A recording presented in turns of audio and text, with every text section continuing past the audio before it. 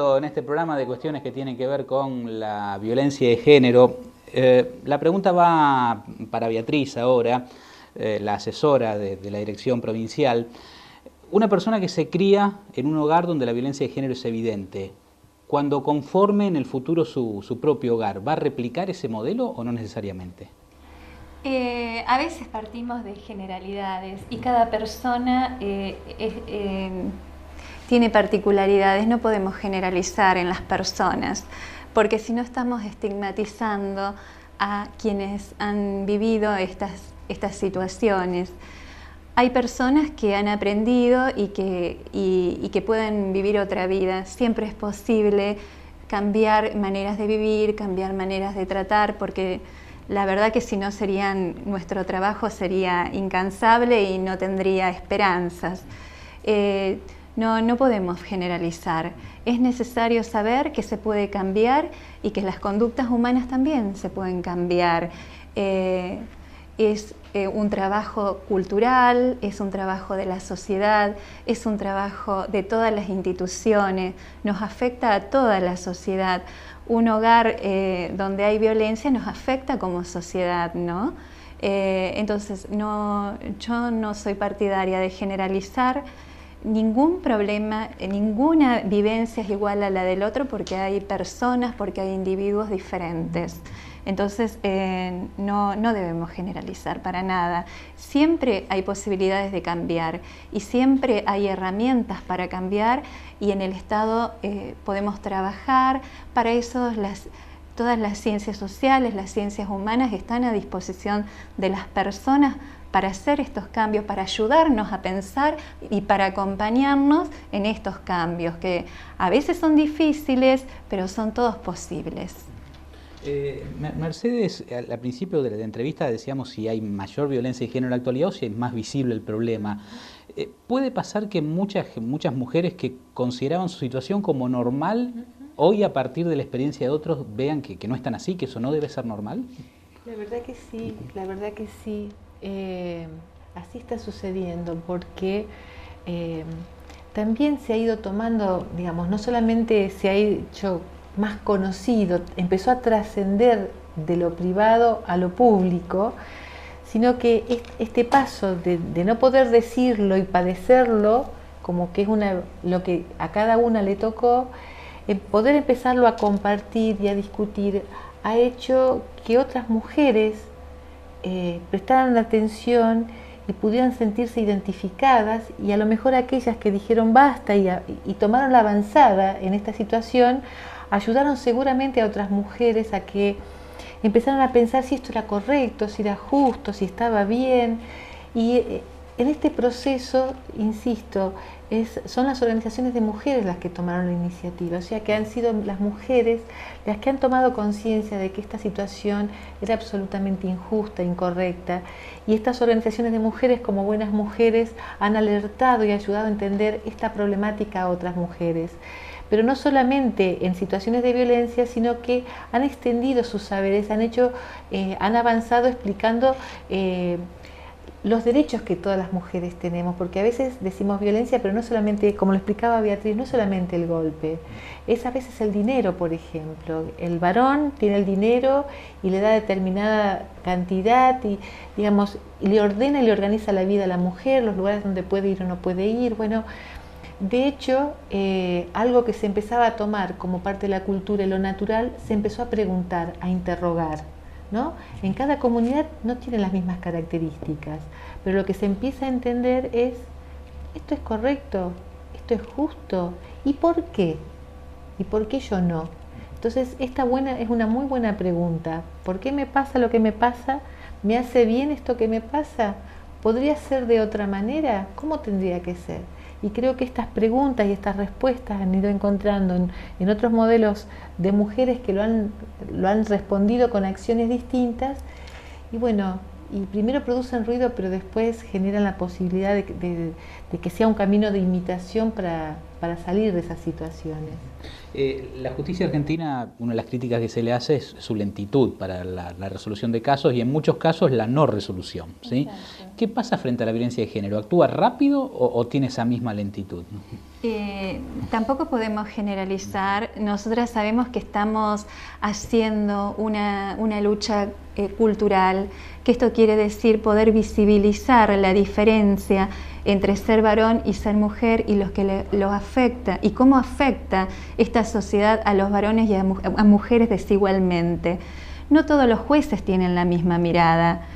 Tenemos jueces, como decimos nosotras, muy patriarcales, donde la mirada todavía está sujeta a leyes retrógradas, donde se juzgaba de una manera diferente. Es decir, lo que estamos exigiendo hoy las mujeres es que las carreras que tienen que ver con la abogacía, que tienen que ver con la carrera judicial, tengan una perspectiva de género. No puede un juez que no tenga esta perspectiva de género poder saber lo que le pasa a una víctima de violencia. Para esto hemos trabajado en sensibilización, para esto desde la Corte Suprema de Justicia se han bajado observatorios de violencia, pero no todos los jueces lo toman. Esto es, por eso decimos, es una lucha lenta, es una lucha cultural.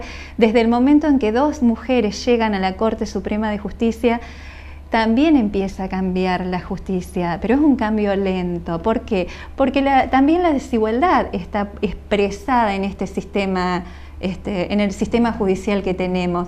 No todas las mujeres con capacidad llegan a ser juezas, porque también hay una violencia institucional hacia las mujeres, que a igual nivel de capacidad ascienden los hombres. Fíjense que recién en el 2010, en el 2009 llegan 2 mujeres a la Corte Suprema, cosa que nunca antes había ocurrido. Entonces, las desigualdades se expresan en todas las clases sociales y en todas las instituciones. Y la mirada desigual está puesta en todas las instituciones. Y la justicia es uno de los elementos que más necesitamos, las políticas públicas, para poder ver la violencia, tanto privada, tanto doméstica, tanto institucional, psicológica, obstétrica, porque nos estamos olvidando también de la violencia que se produce en las instituciones públicas de salud o en las privadas también. Es decir, es tan amplio y es tan cultural la lucha que aún hoy tenemos que seguir exigiendo una justicia con perspectiva de género. No es solo la lentitud, es también la mirada y el juicio en estos temas, ¿no? Mercedes, ¿cómo se actúa frente a casos, por ejemplo, donde el área interviene, puede haber hasta denuncias judiciales de por medio, de una mujer que ha sufrido una situación de violencia y que después decide regresar al hogar porque lo quiero, porque es el padre de mis hijos, porque me prometió que no lo iba a hacer más y un montón de razones más que puede esgrimir? Bueno, primero nos desesperamos. Quienes trabajamos en esta temática, por eso yo quería agregar lo que decía Beatriz. La justicia, porque muchos dicen, pero atender una situación de varón o de mujer es lo mismo, es una injusticia. No. Hay que entender que el fenómeno de la violencia de género tiene leyes específicas, que si no se saben no se comprende el problema. Y aún aquellas instituciones, o en este caso los jueces que vos preguntabas, quieren hacer algo en favor, si no saben de qué se trata no pueden fallar correctamente. Entonces es fundamental el conocimiento de la temática para poder trabajar correctamente. Y vos me habías preguntado esto. Una persona que sufre una situación de violencia y regresa después por distintas razones y regresa interminablemente incluso, ¿no? No sé si interminablemente, porque a veces estas situaciones, bueno, a lo largo de mucho tiempo, nos ha pasado esto, por eso lo enganché con este tema de la dinámica de la violencia de género, que es circular. Yo, desde que llegué a la gestión, pienso mucho, digamos, por mi formación no solamente pienso en lo que pasa, sino pienso por qué pasa lo que pasa y qué habría que hacer para que no siga pasando, ¿no? Entonces yo me puse a pensar mucho respecto de si la circularidad de la violencia de género, esa dinámica interna que es esto, es violencia, perdóname, luna de miel, nueva crisis, otra situación de violencia. Digo esto para que la gente lo conozca, esta situación de circularidad tiene que ver con esa dinámica específica de la situación de violencia, o también tiene que ver con que quienes nos ponemos en contacto con esta situación no hemos podido actuar lo suficiente en profundidad para empezar a romper ese esquema rígido de acción, ¿no? Es muy complejo el tema. Nosotros alentamos a los equipos y a las personas que están en contacto con esta situación que conozcan que es muy probable que esta situación de reincidencia se dé. Entonces, uno no tiene que entrar en el juzgamiento, porque si uno entra a juzgar a la mujer que es víctima de violencia porque volvió con el esposo, no está entendiendo lo que pasa con esta mujer. Pero además, uno también tiene que entender que a veces vuelve porque es el único lugar que tiene para vivir, porque no tiene recursos económicos, porque están sus hijos. Es decir, hay un montón de condicionantes que hacen que la mujer a veces no pueda ver otra alternativa. A veces la hay, pero no la puede ver por un montón de estas cuestiones y otras más todavía.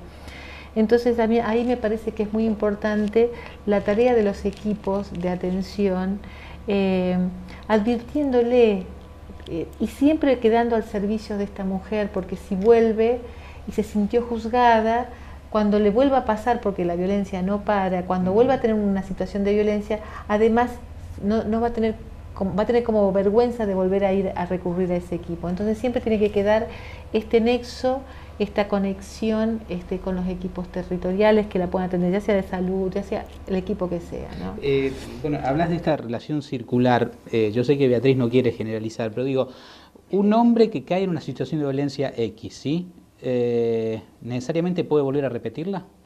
¿Cómo un hombre? Un hombre que hace una acción de violencia contra su esposa, su pareja. Dice, no lo hago nunca más, perdoname, no sé, estaba enloquecido por el trabajo, por las preocupaciones, por el estrés. Sí, generalmente este círculo, ya sé que no es general, hay casos en los que me he sorprendido en hombres que han venido a pedir, necesito ayuda psicológica porque soy violento. Entonces ese es un crack, es buscar ayuda y es reconocerse y empezar a poder trabajar.